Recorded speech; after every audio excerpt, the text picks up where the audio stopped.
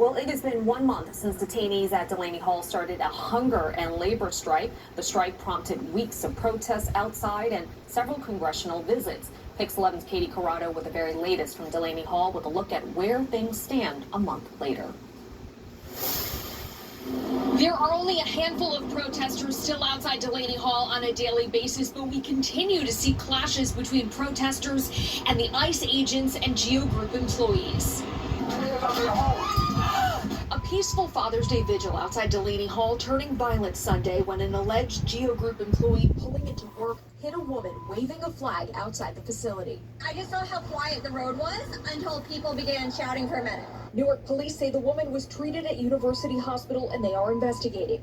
The Department of Homeland Security says the driver is employed by GEO Group, not ICE. From reports this morning, she is fine, but taking some time to recuperate. On Sunday, DHS says one protester was arrested for allegedly biting an officer. Others reportedly interfered with an arrest and tried to obstruct law enforcement operations. Protesters have been stationed outside Delaney Hall around the clock, trying to highlight the conditions inside. Detainees began a hunger and labor strike last month, claiming they're served spoiled food and contaminated water, receive barely any medical care, and have no due process.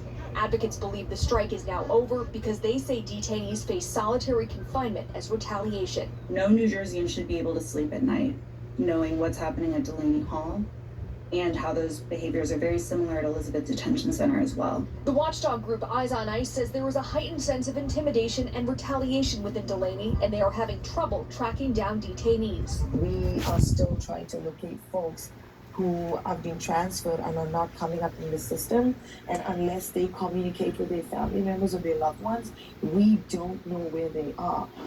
We've reached out to GEO Group to see if that employee will face any disciplinary action and Newark Police to see if there are any possible charges. We are still waiting to hear back from both. Reporting outside of Delaney Hall in Newark, New Jersey, I'm Katie Corrado, Pix 11 News. While rent stabilized housing